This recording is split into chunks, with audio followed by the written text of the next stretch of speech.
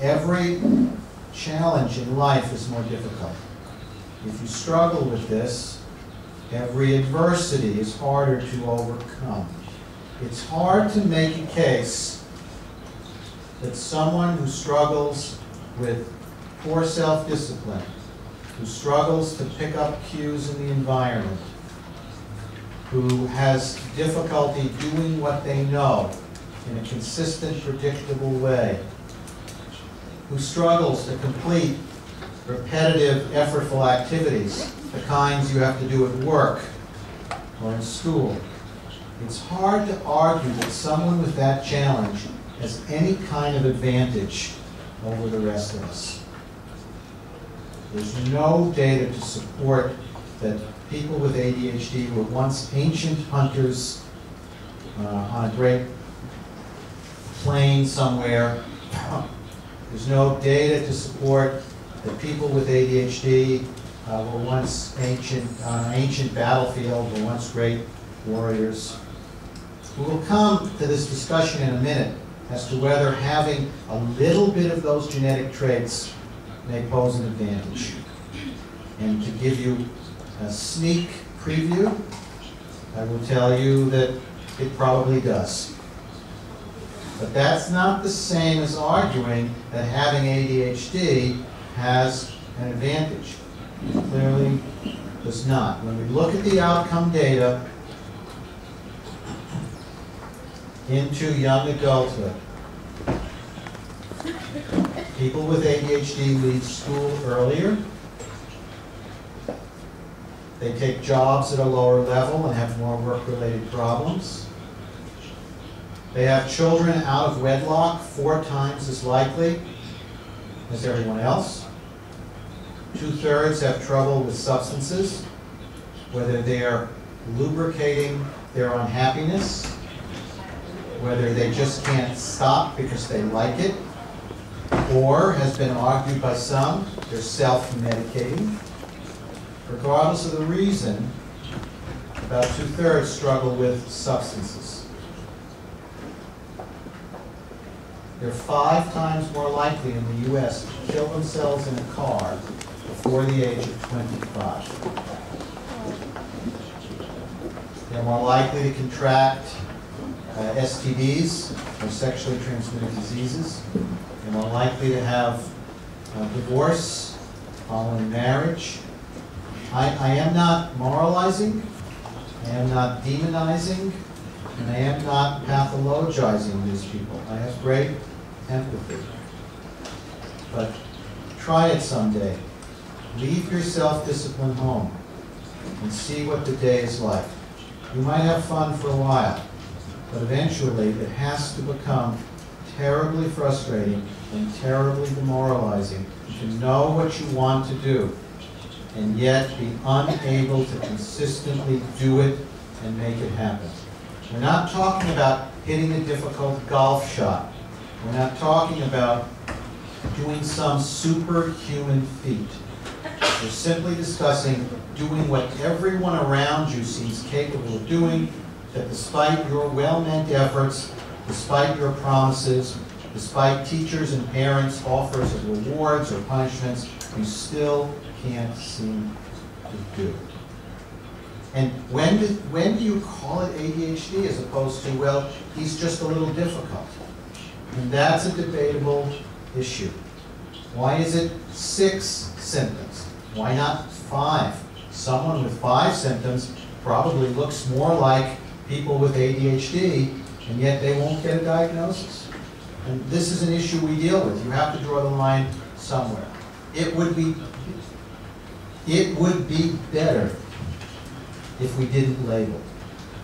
It would be better if we had a society that accepted the responsibility of helping every child and individual with whatever they needed help with without mandating a diagnosis, without mandating a label.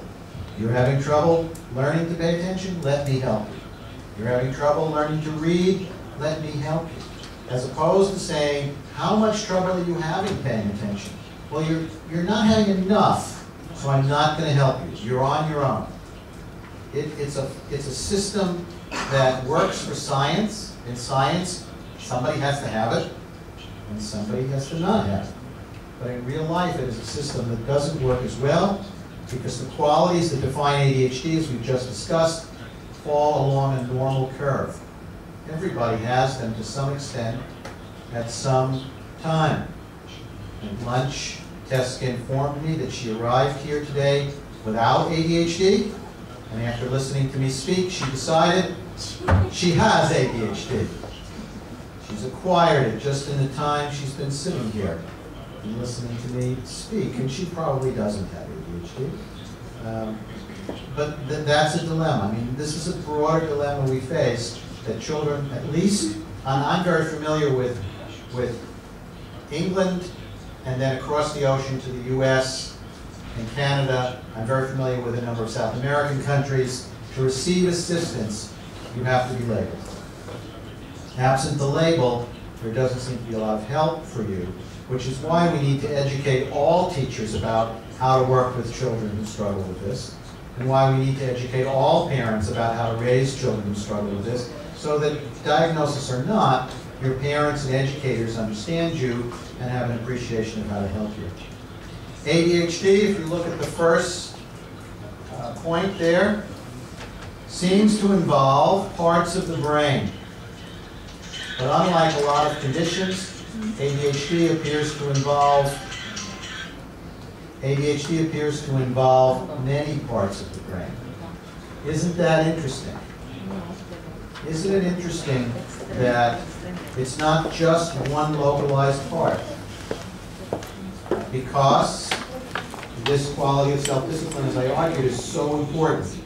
It's not surprising it involves many parts of the brain. Basal ganglia are part in the middle of the brain, the cerebellum is in the back of the brain, and the frontal lobes as well. And sometimes we call this the brain's braking system, as in the brake of a car. That when I ask you to stop and think, or stop, she's going to have to stop. Stop. Excuse me. Go out. Thank you. I don't mind if your phone has to ring, but I don't want you to have a phone conversation while I'm trying to talk. Unless you would like to come up and talk. No, okay. So it involves all parts of the brain. We refer to this as the brain's braking system. So when I ask you to stop and think, when I ask you to think of alternatives or pick up a cue in the environment, the right front of your brain, the middle of your brain, and the back of your brain light up. So all of those parts of the brain seem to be responsible for your ability to have good self-discipline. Why the cerebellum? I think on an evolutionary basis, there was a time when we didn't have big frontal lobes, and the cerebellum, the back of the brain, did that for us. If you work with brain injuries, sometimes we see people who have injuries to the very back of the brain, and they behave like people who've had injuries to the front of the brain.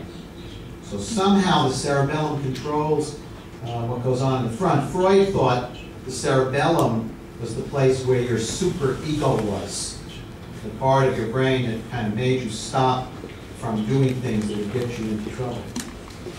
The second one is interesting because it points out how difficult it's been to study ADHD.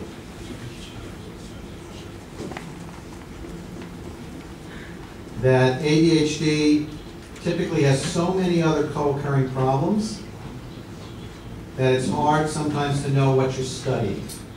For example, if I take a group of children who are having receptive and expressive language problems, their parents will tell me that most behave like they have ADHD. Do they really have ADHD? If I take a group of children with ADHD who also have oppositionality, they have the Clint Eastwood, you know the actor Clint Eastwood, Make My Day, Clint Eastwood problem. They are reported to be much more difficult and inattentive. So some researchers feel that it's been very difficult to study pure ADHD. In the few studies that have found pure children, And I don't mean pure as in goodness, but pure as in one diagnosis. It's only about 1 out of 5 children who get a diagnosis of ADHD. So that fits my theory that if you have ADHD, it makes you at risk to have other problems because of your poor self-discipline. In that 1 out of 5, decent parent management and medication often makes the child appear very normal. So it is the case that if we just talk about treating ADHD all by itself, without these other co-occurring issues, that the combination of parent training, some school intervention, and medication works very, very well. But the majority of children with ADHD don't have just ADHD. They typically have other problems. They may have other behavioral problems. They may have depression or anxiety. 30% have anxiety, 30 to 40%. Up to 30 to 40% may have depression at one time or another. They tend to have a whole host of other kinds of problems, including some genetics problems we'll talk about. And because of that, one researcher does a study on parent training for ADHD, doesn't control for co-occurring problems, and announces parent training doesn't work. Because the children he was working with had much more than just ADHD. And another researcher who does a better job in identifying a more pure group of children with just ADHD, he does the same kind of research and says, no, no, no, parent training works beautifully. Look at how wonderful they are doing. And that's been a significant problem with ADHD. And the last point there we've talked about, that because ADHD reflects poor self-control, there's all kinds of problems or consequences that could develop over time. Now, I don't want to confuse you, so I'm going to skip that and go here. The slides I skipped introduced yet another new concept, the concept of executive functioning. People heard this term before? Executive functioning. Think of it not as what the executive does, but as the governor that guides what happens in the entire system. Sort of like your gyroscope. It keeps you balanced and keeps you focused in the direction you're going. There is increasing research to suggest that ADHD is a problem of immature or faulty executive function. It is just another way of explaining what we've talked about today.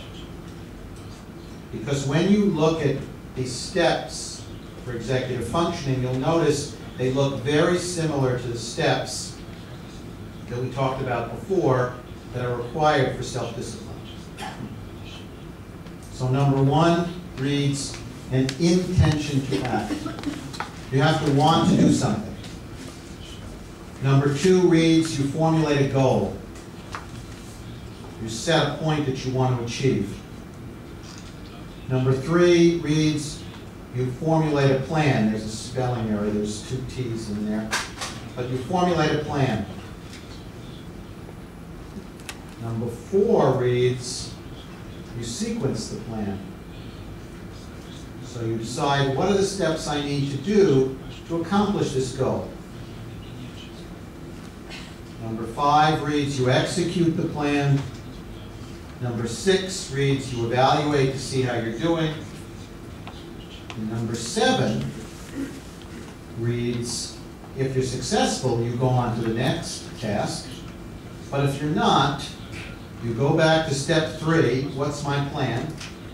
And start again. So 1 is, I want to do something. 2 is, I see a goal I want to accomplish as I do it. 3 is, I make a plan. 4 is, I sequence the steps in the plan. And you have this, I believe, in your handout. 5 is, I execute the plan. 6, I keep checking to see how I'm doing. And 7, if it works, I move on. If it doesn't, I rethink. So executive functioning, if you read about it, people talk about all kinds of skills and abilities. There's no agreed upon definition. It's a new field. But if we look at executive functioning this way, which is a theory that my colleague Jack Naglieri and I like, a theory developed by a man in New York named Nick Goldberg, I think we see the connection between ADHD and this kind of faulty executive functioning. And if we think about executive functioning and then think about ADHD, when do we need our executive functioning? And there are 5, I've got 5 areas listed there, and I'll read them to you. And what I want you to think about is, when do we need self-discipline? We've spent a lot of time talking about self-discipline. When do you have to bring self-discipline online? And when do you need executive function? They're identical. When something is new, you have to stop and think about it. When it's familiar, you do it in an automatic way. What do we know about working with children who have ADHD? If you provide novelty, if you're doing new things, what do? They function a whole lot better. Okay, so they can do it, but they need far more stimulation and interest. What does number 2 say? You bring self-discipline or executive function online when a task is difficult as opposed to easy.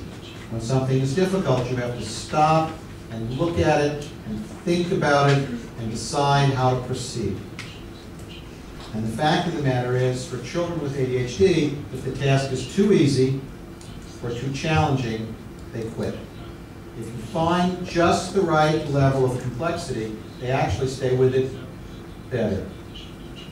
How about number 3? When conditions of the task vary as opposed to being stable and predictable. When things are not easily predicted, we have to bring our self-discipline, our self-control to bear. We have to begin using it. Children with ADHD have trouble there. 4, when behavior is not automatic. Automatic behavior is driven by cues that we talked about before lunch. Cues is in C-U-E-S, picking up a cue in the environment. And finally, you need your self-discipline when a quick response is required. What I'm going to argue is that children with ADHD have trouble in every one of those kinds of scenarios. That's a very important variable. And in my algorithm of who will make a good secretary, if you can't spell, you're not going to make a good secretary. So spelling for me is very important. In the ADHD algorithm, researchers find that some symptoms are more important than others in predicting the diagnosis. That if you have some symptoms, they're more predictive of the condition. This is the algorithm for teachers.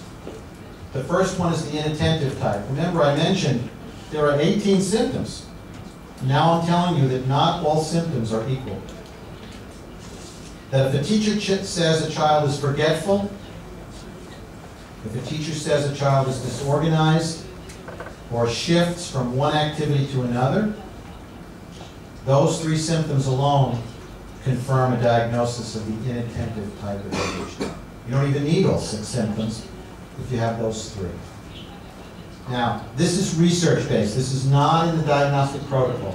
In the diagnostic protocol, you still have to do it the way the manual says. But I'm pointing out that the diagnostic protocol has a problem.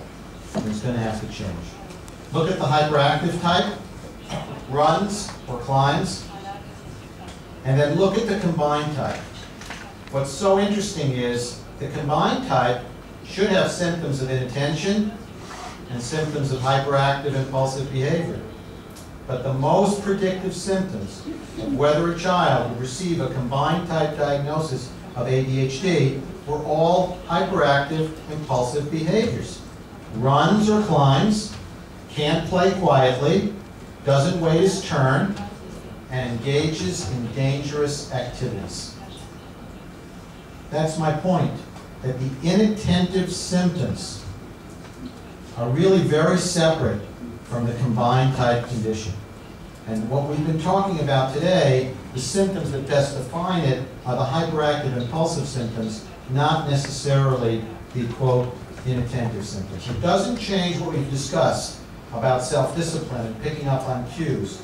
I'm just pointing out that when we look at the condition of ADHD, the combined type, it is the impulsive behaviors that best find these children.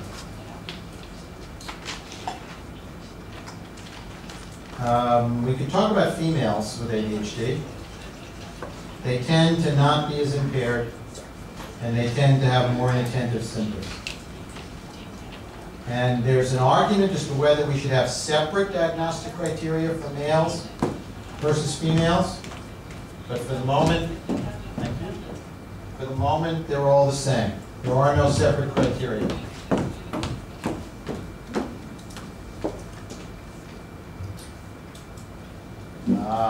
Okay, last thing before we take a break. So, what have I tried to imply?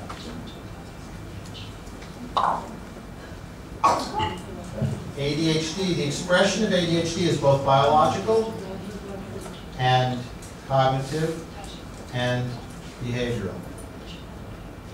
But the argument that's made is that this pattern of behavior is caused by experience, not by genetics or biology.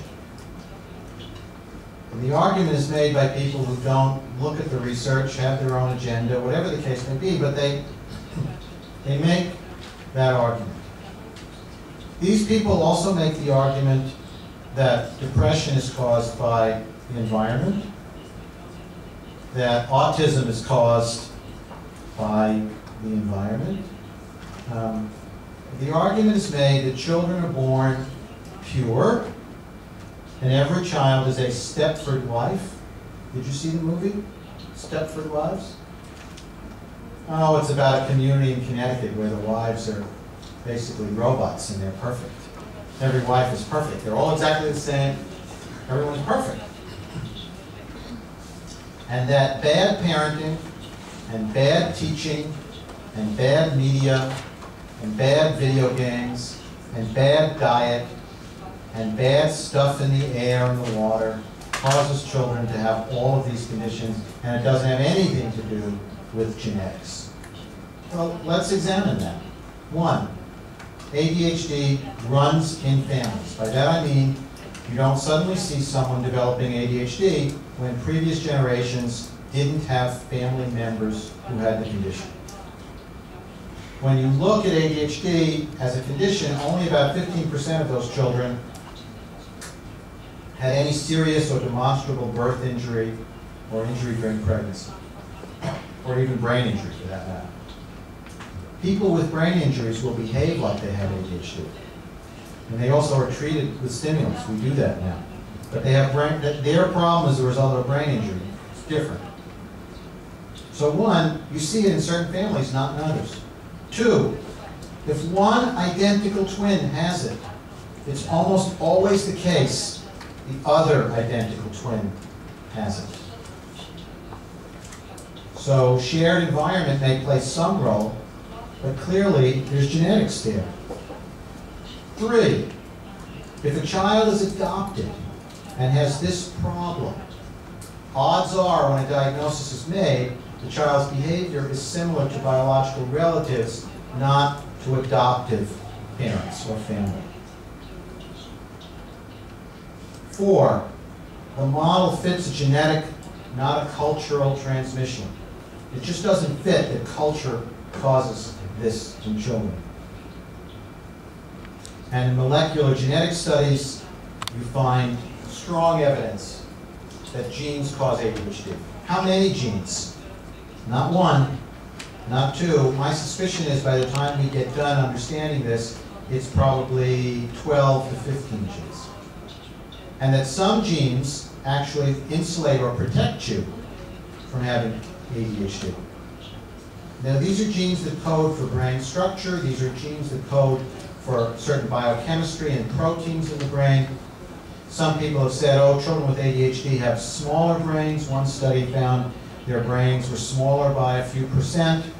The problem with that study was it was very small, and the children in the study with the two largest brains had ADHD. That's the problem with that kind of research. It doesn't really help you. But it's pretty clear that genes play a role. How much of a role? Probably 70%. So probably 70% of the risk that you'll get a diagnosis of ADHD comes from the genes. And the genes are additive. And if you understand genetics, every gene has maybe 30 or 40 different slight variations. Each gene does the same work, but it has a slight variation. For example, there is a gene called the DRD4 7-repeat allele. The dopamine receptor gene is 5 receptor genes that take dopamine from one, when dopamine comes across the synapse, from one nerve ending to another. Some of you may not get this, and I'll just move through it. But the 7-repeat form, your genes are made up of 4. Look at this, and let me just quickly take you through it. The best way to evaluate ADHD is watch the child. But we have very limited opportunities to do that. I would caution you against making too many determinations or opinions based on one small observation of the child. Especially if children have ADHD, you'll see periods where they behave very, very normally. They come in my office typically and do very well. I think I have a pretty good understanding of what it takes to entertain them. I am entertaining. I don't have a picture of my office, but if I showed you my office, I'd probably have 100 things hanging on the walls. I have all kinds of stuff in my bookshelves. I have a lot of stuff. Or as one boy with autism told me one day, you have enough stuff for a whole house in this room. That's what he told me. And yet, rarely do these children wander that room. Rarely do they handle things. There's nothing in that room that they can't handle. If something breaks, it breaks. But it's amazing how well they do. So I can't judge how they behave with me because I create an environment in which I think they're best suited to function. So I can't make that judgment. The best thing you can do is get a good history from people who live with the child. It's not something you do in 2 minutes or 5 minutes. It's not something you do in even a half hour. I spend at least an hour and a half getting a history.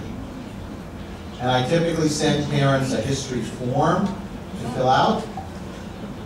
So I use that as a guide. I send them some behavioral checklists to fill out. Checklists don't make diagnoses, but they're an organized way of collecting information. So that's number 2. I use some standardized questionnaires. I know there's a questionnaire, for example, for autism that the charity helped develop in concert with another organization that's used to help screen children for autism, for example. I do observe the child. I interview the child. Typically, children with ADHD don't tell you the same thing from moment to moment. So I'm not interviewing them trying to prove or disprove they have ADHD. I just want to get to know them, see how they interact, see what their qualities are as a person. There's no test for ADHD. There's no brain scan. There's no computerized measure. There are a number of them that are marketed, and they're very interesting, and I've researched them. I helped develop one of them. The problem with them is that if a child has ADHD and really tries, and he fails, that child probably has ADHD, meaning it's a task that requires you to stick to a boring, uninteresting activity, push a button over and over again, and if a child tries his best and fails the task, he may well have ADHD. The problem is if you pass the test, I can't prove that you don't have ADHD, that there's a significant percentage of children with ADHD who like pushing buttons on computers, and they do quite well. Has everybody got that? So if you fail it, you might have ADHD, but if you pass it, it doesn't prove you don't have ADHD. Therefore, those kinds of instruments are not necessarily that helpful in making the diagnosis of ADHD. You don't need them. What about other tests? You need an IQ test. You need a test of memory. You do not need any of those things to make a diagnosis of ADHD. Remember, when a family comes to see you, those parents are asking you to gaze into the eyes of their child and see the future. They're not as concerned about the present. They're concerned about how adversity in the present may impact the future. And if you tell them he will outgrow it, they're perfectly happy. Assuming that that's correct. I would never say that to a parent if I didn't think so. So the issue for you as an evaluator is to use instruments that help us appreciate future risk, not necessarily present diagnosis or present problems. And so as a neuropsychologist in our research project, I do give a lot of tests. But I don't give them to make diagnoses. I give them to try and understand the strengths and the weaknesses in the child's neuropsychological function. But I don't need them to make diagnoses. And then I put all the data together. And if this was just an evaluator's presentation,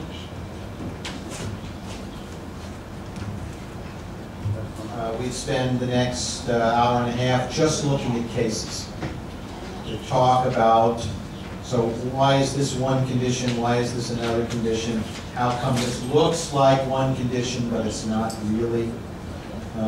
As an evaluator, these are things, skills you have to develop over time. It's easy to make too many diagnoses of ADHD. It's rare that a child who is hyperactive and impulsive and inattentive will not get a diagnosis of ADHD. So the risk is in false positives, making too many diagnoses. Does everybody understand that? So your goal is to make sure that you understand all of the issues before you make the diagnosis. But the reason the parents come to see you is to do a thorough evaluation, not just to make a diagnosis. A parent may come and say, tell me if my child has ADHD. But my response to that is to say, well, that's fine. But I think what you really want to know is whether your child is having problems that could cause them serious challenges in life. And I think what you really want to know, which of these problems might be the most impairing, and what kinds of things can help.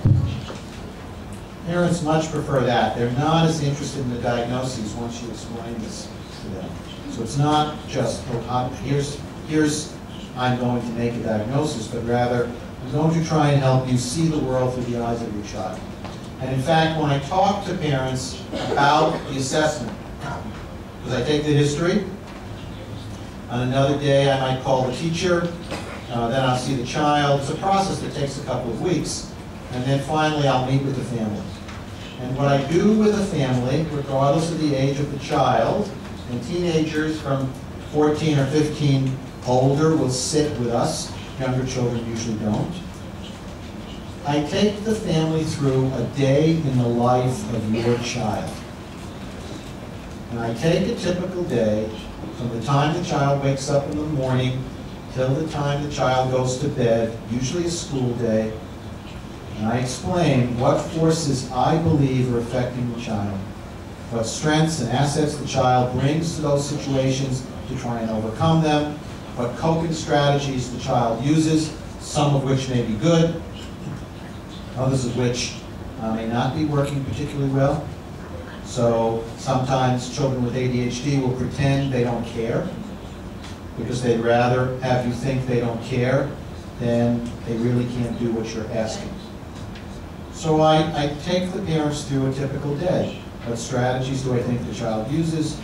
What strategies seem to work? What are not working? What does the testing tell me about their thinking abilities? their neuropsychological abilities, their academic achievement.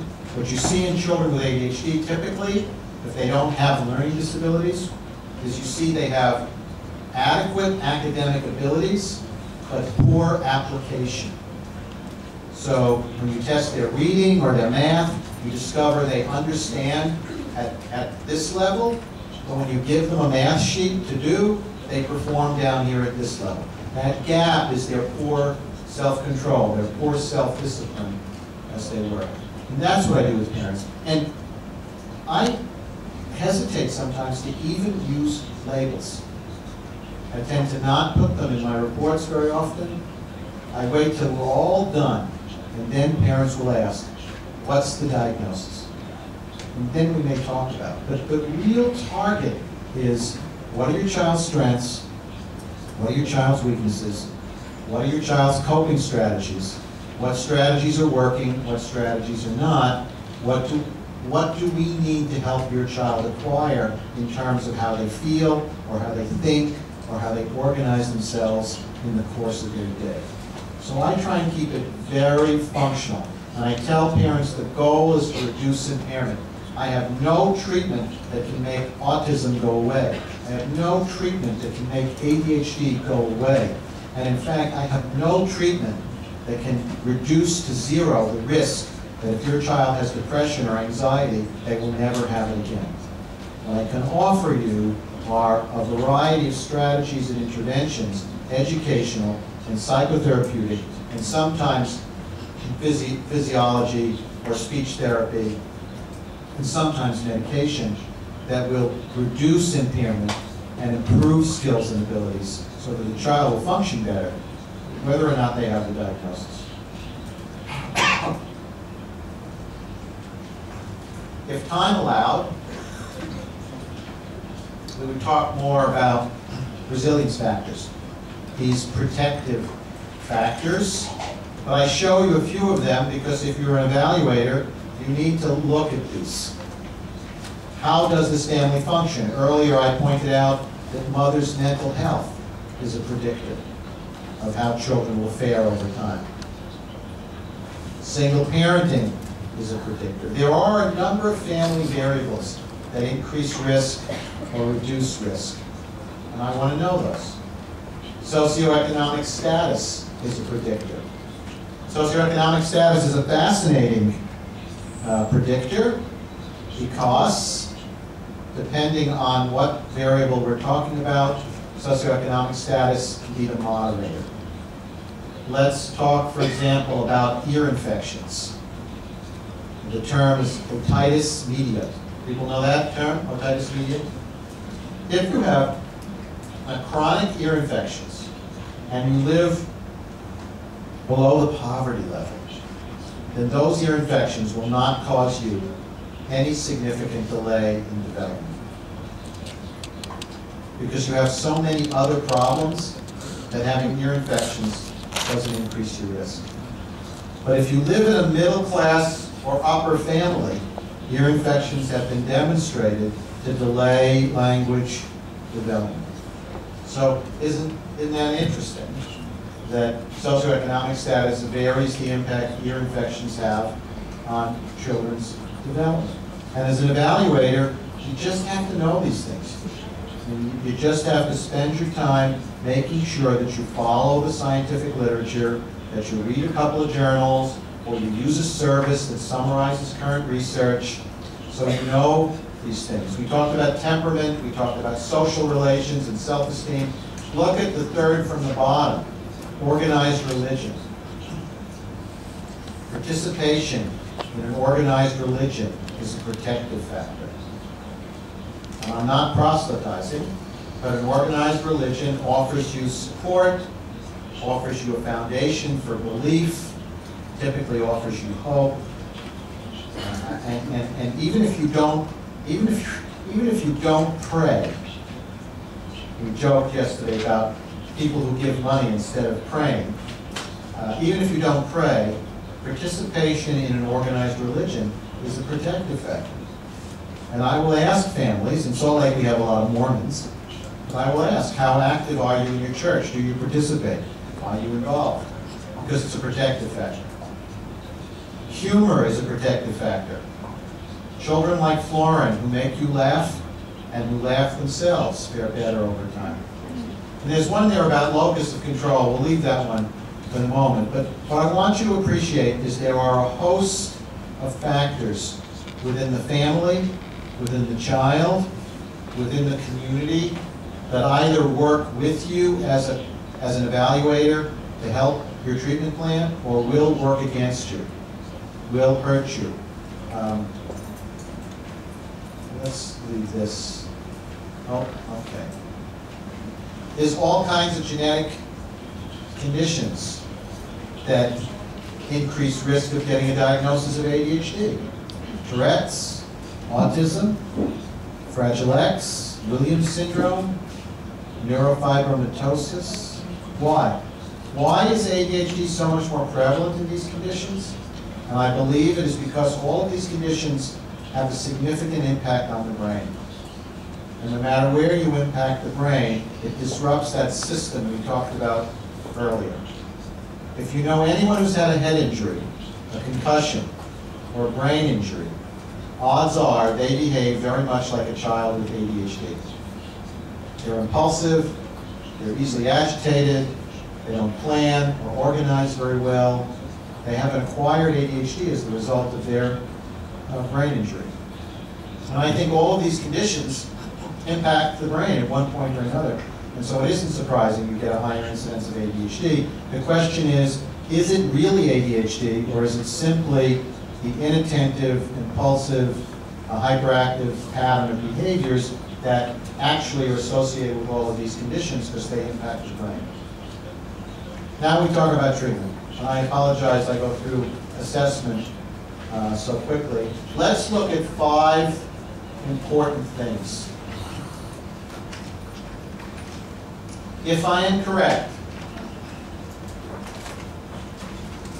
if ADHD results from delayed maturation of self-control, now there's brain imaging research to show that certain parts of the brain are slower in developing.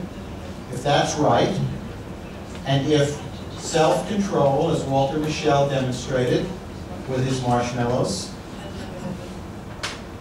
is increased in certain circumstances, then if I make the task interesting, these children should do better. So let me give you an example. Novelty, mystery, chance makes the task more interesting. So now I'm your parent. And I want you to come down to breakfast on time. You're dressed and ready for breakfast, and you have ADHD, and that's not something that always happens for you because you're in your room, you found something more interesting to do than put your socks on.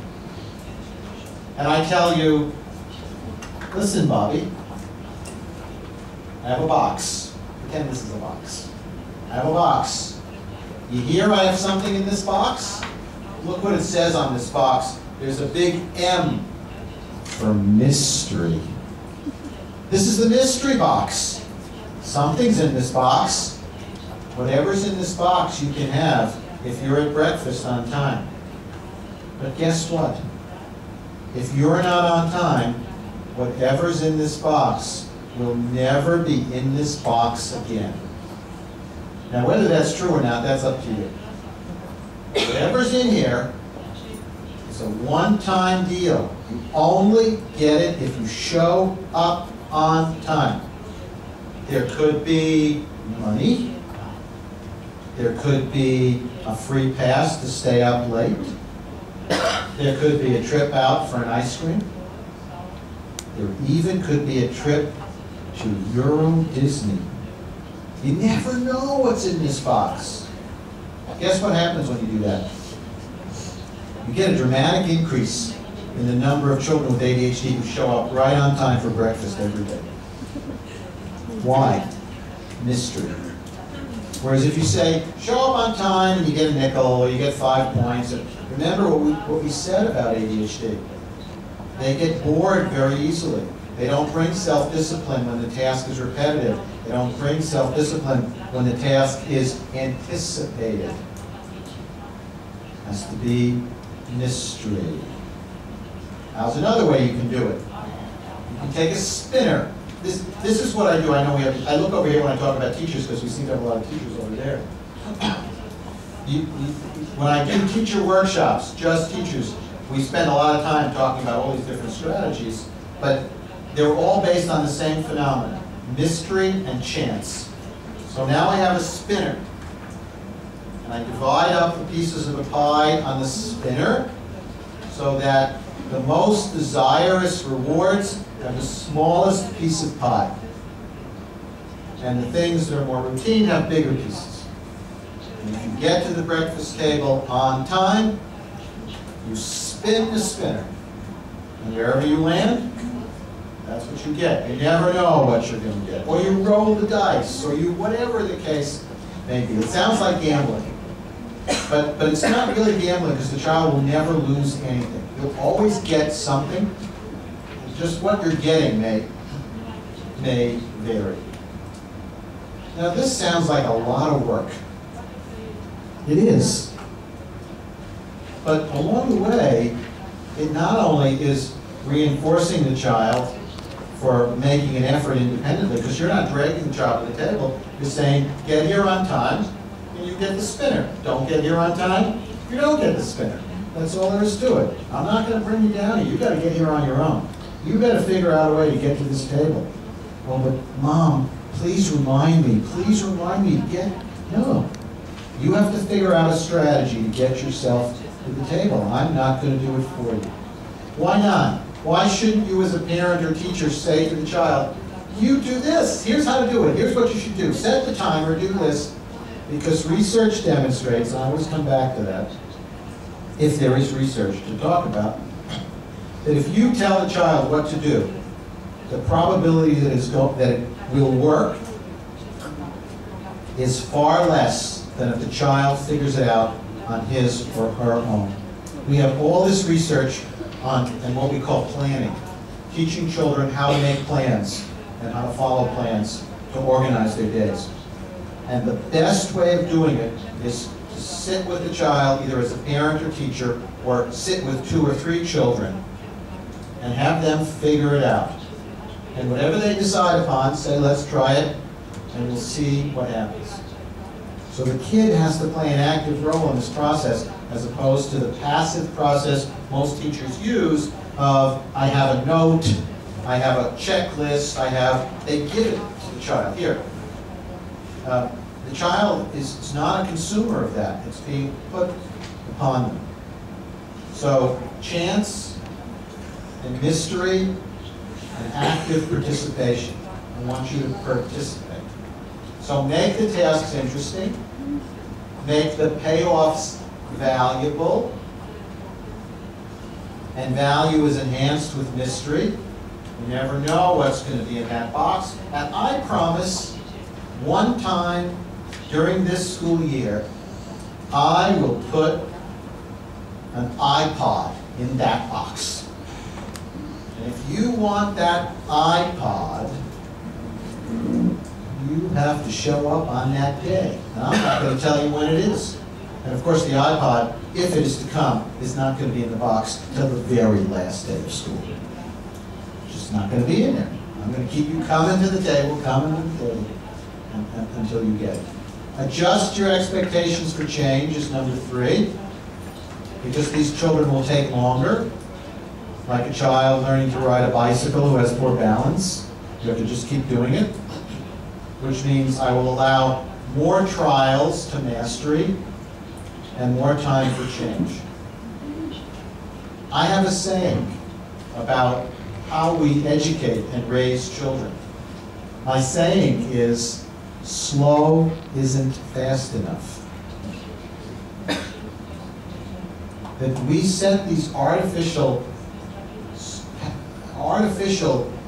bars.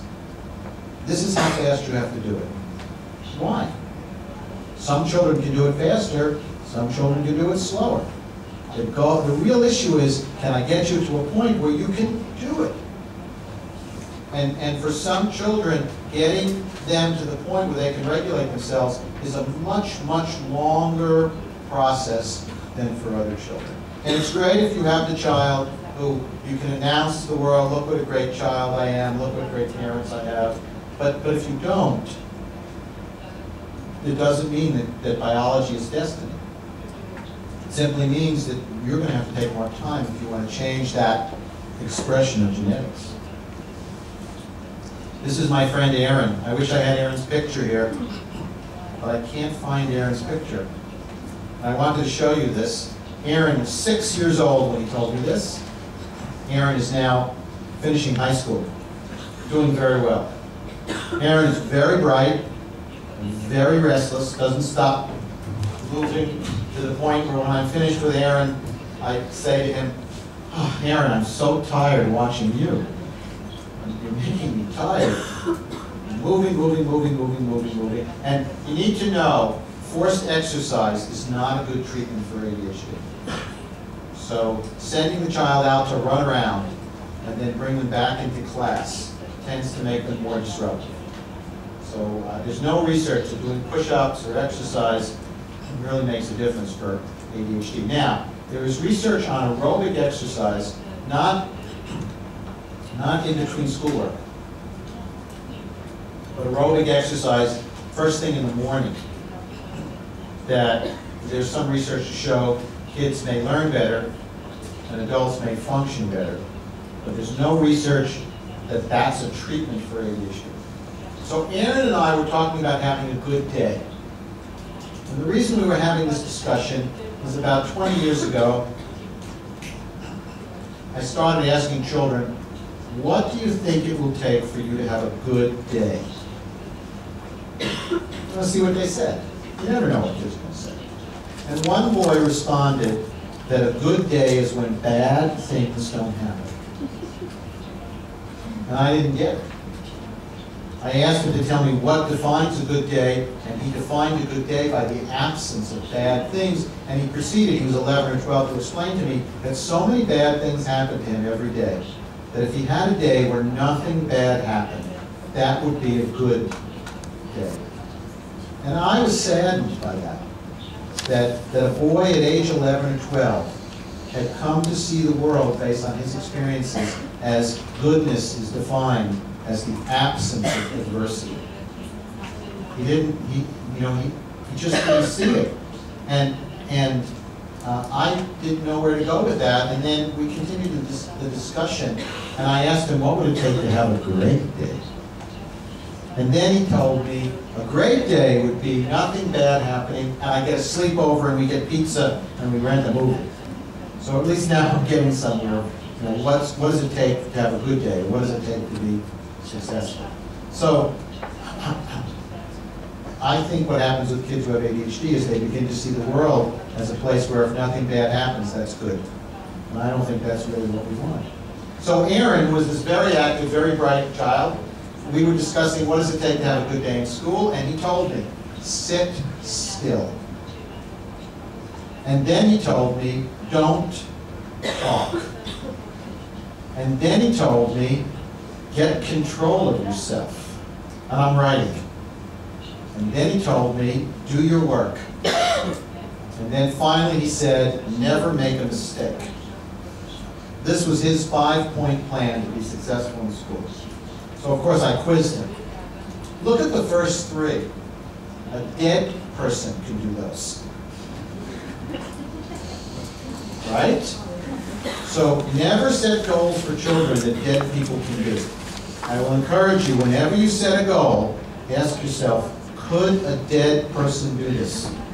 And if the answer is yes, it shouldn't be a goal. Sit still. Well, a dead person can do that. That should not be one of our goals. I don't care if you fidget around. As long as you're focused on what we're doing, a dead person can't do that. A dead person can't focus on anything. So goals should be focused on what we want as opposed to what we don't want. And do your work, I understood. And I asked him about never making a mistake. And this little 6-year-old explained to me, this is why, despite everything else I do, I keep seeing children because I get really my best insight. He explained, teachers don't like when children make mistakes. He's been in school 2 years, and he already knows this. And how does he know? He explained to me they put red marks on your paper. And if you have too many, they make a frowny face on top of it. And then they tell your parents. And then your parents are not happy. And he went on to explain how, teachers wield this power, and mistakes are a bad thing, as opposed to mistakes being part of growing, learning. And what I tell teachers to do first day of school, ask the class, no matter what grade, who in this class thinks they will make a mistake this year? And raise your hand. And then explain that if we could learn without making mistakes, we wouldn't require teachers. No one learns without making a mistake. That's what life's all about. Mistakes are fun. And yet, particularly for children who have trouble, like Aaron, they come to see mistakes as adversities to avoid. Don't ever make a mistake, Aaron told me. So a treatment plan for ADHD includes education. That means education for everyone involved with the child. I drill parents to make sure that they're getting what I'm saying. Are they understanding what I'm trying to convey to them? Because sometimes I think I'm doing a great job, and then I'm done, and we've been talking about self-control and some parenting strategies, and I'm finished, and I turn to Dad and ask, what do you think? And Dad responds, so what you're really saying is, he could do it if he wants to, and he doesn't want to do it. Okay, that's not what I said, but if that's what you heard, I apologize. Let's go back and do it again. So information is critical. You need a thorough evaluation, that's number 2. These are not necessarily in order of importance. Some children require medication. If you can read English fluently, you can go onto my website, which is just my name, just samgoldstein.com. And there are hundreds of articles that are free. And among those articles are a couple of articles I wrote for parents to help them understand when should they think about medicine. Because a medicine is a symptom reliever. And after you've tried a behavioral strategy, and after you've tried rewards and punishments, if in fact the child is still failing in life, you have to do something. I don't believe medicine should be the first choice for every child, but I also don't think it should be the last choice when a child is failing in life. Then there's behavior management, educational support. But look at the bottom 3. The top 5 deal with current symptoms. The bottom 3 deal with the future. Take a long-term perspective. Help parents understand what are the risks and what strategies protect and insulate. Focus on success. And as we discussed earlier, focus on these resilience factors or these protective factors.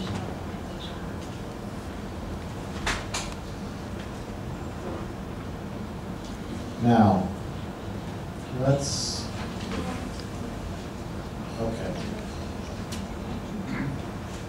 I'm gonna skip some things.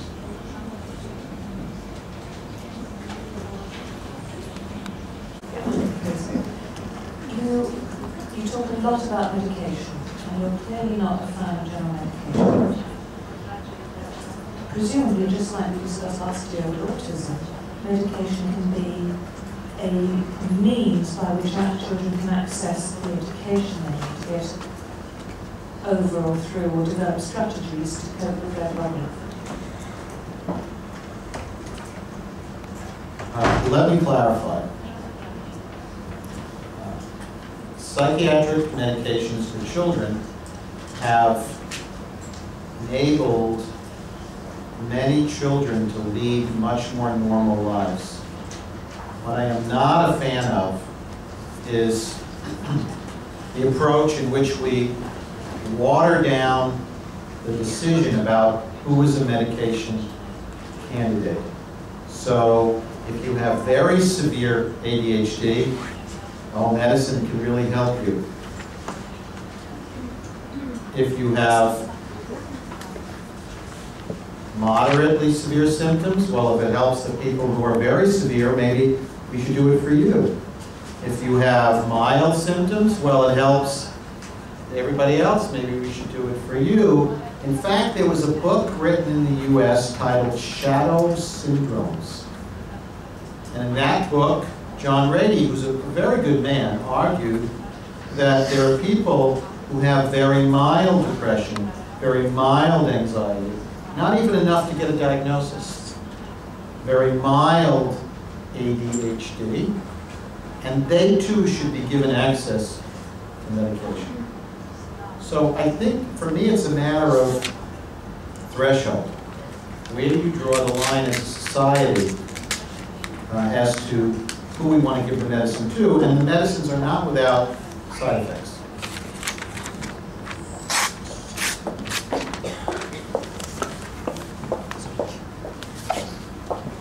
And this is something that you've touched on. What is ADHD a psychiatric condition or a personality disorder? What's the difference in approach between the two? I don't know your background, so I don't know how much people understand about the two.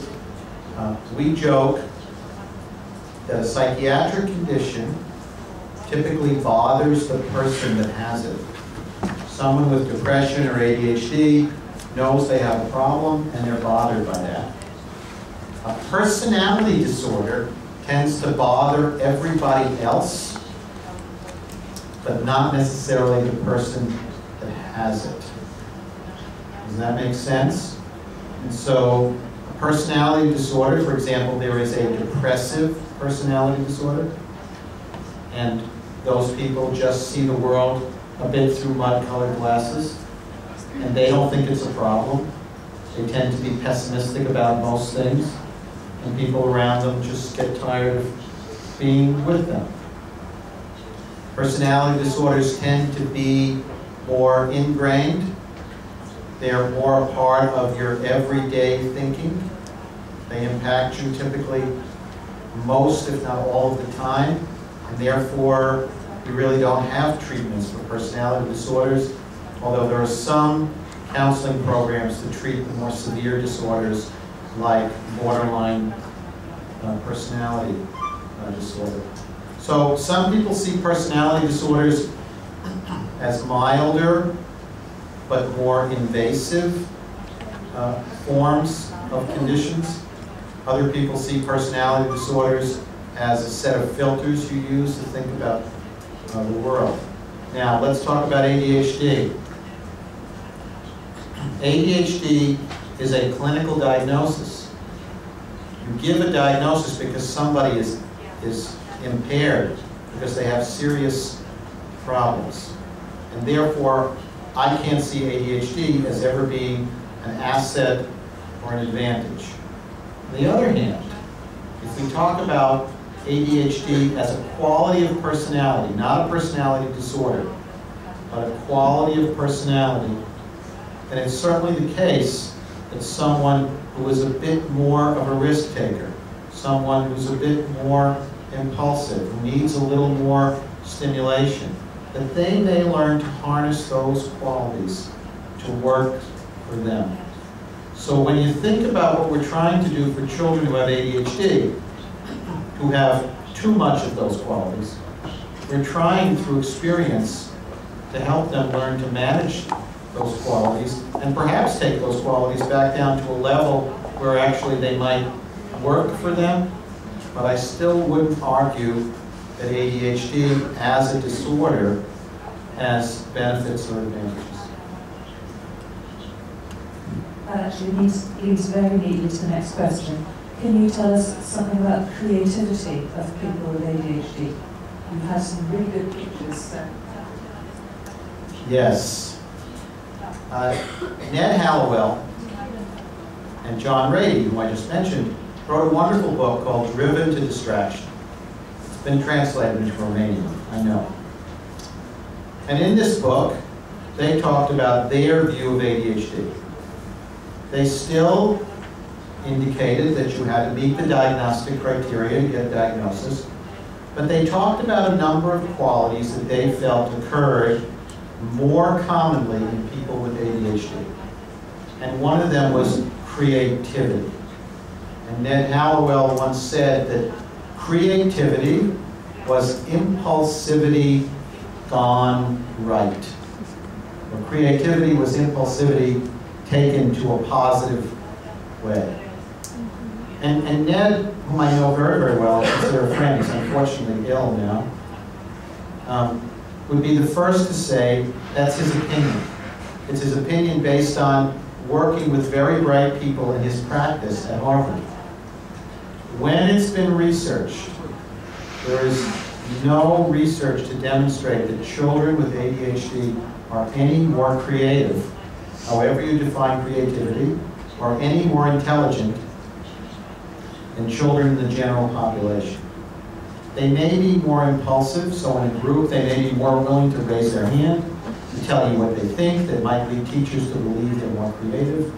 But from a scientific perspective, there's no research to suggest that they are more creative, more intelligent, or for that matter, more endowed with any assets beyond what would appear in the general population. So 2% of people with ADHD are gifted, and 2 to 3% with ADHD are probably intellectually handicapped, and 15 or 20% of people with ADHD have a learning disability, and the incidence is pretty similar to the general population. Whilst we're asking these questions, if you have any more, please just bring them to the front. I would like to look at the roles of professionals and of parents. Is the role of the professional to make it easier for those who can function to do so? The role of the professional? Right. Those who can function to do so, or to fix those who can't. Yeah, I guess I have trouble understanding the question. I think the role of the professional is to provide knowledge that's accurate, is to, and not the same professional necessarily, but to complete an assessment that's appropriate, to convey that information to parents and family members in a way that they can use it and understand it, and to structure treatment in a way that will first reduce symptoms, and second, improve the child's ability to function over time in the future. And so I think that the symptom relieving interventions help the child, but they also help everyone else. If that gets at it. That is, the medication, as I pointed out, helps the child be less impaired, which then changes how everybody else responds to the child, which then changes how the child looks at himself or herself or the world around them. Parents role.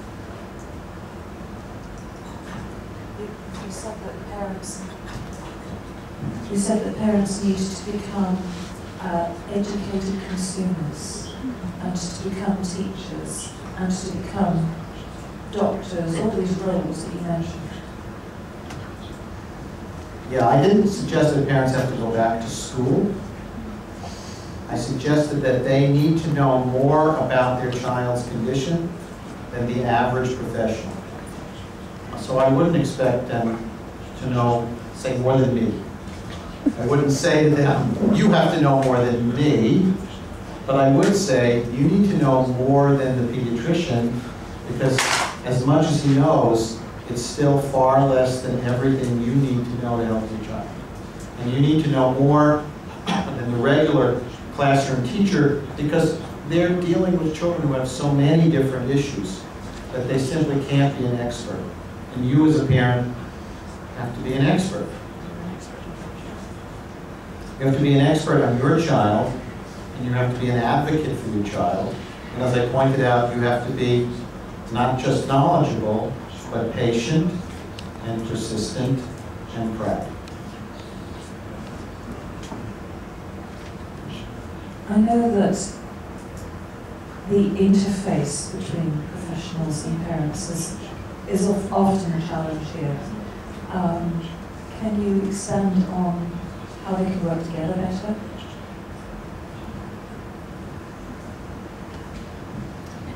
I think it's the responsibility of the professional to make that relationship effective.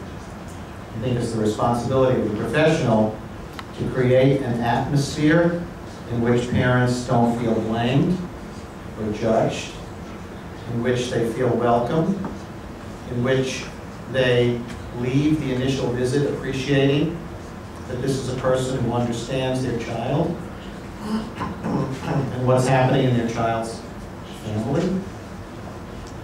I think they provide accurate information that helps parents appreciate what they understand. So when I take a history, for me, it's always an exchange. Parent tells me something, and then I begin to organize it into some kind of feedback. Oh, so your child's having trouble with self-discipline. Give me another example of where they start but they don't finish, or where they're having trouble with habits. I try and help the parent lay the framework for a better, more functional way of understanding your child as a means of getting them to the first step. For me, treatment begins the minute they come in the door, even though it's under the umbrella of an evaluation, it's treatment. When they leave that first visit with me, I want them to not only think that I know a lot about their child and a lot about them, and my goal with a lot of families is, at some point, I want mom to look at me and ask, have you been to our house? I want them to know that I know, even though I'm not raising a child like that, but I know enough and I'm empathic enough that I appreciate what they're going through. Because that shift, their ability to leave with the belief that this guy understands us, and this guy can help us, and this guy has the credentials as well. I see people in my office facing me. My desk is behind me, and on the wall behind my desk are about 40 awards and plaques that I've been given. I take advantage of the fact that they're coming to see someone who's considered an expert, but I never abuse that power. I never use that as purely the only reason. I never say, well, I'm the expert, you should do what I say. But I use my credentials as a foundation for helping them appreciate not only do I understand them, but I actually have a lot of credentials. Your implication, and you say explicitly when you spoke, that the parents have to be the treatment managers, the case managers. You're an expert advisor, but it's actually the parents who lead the therapy, the treatment.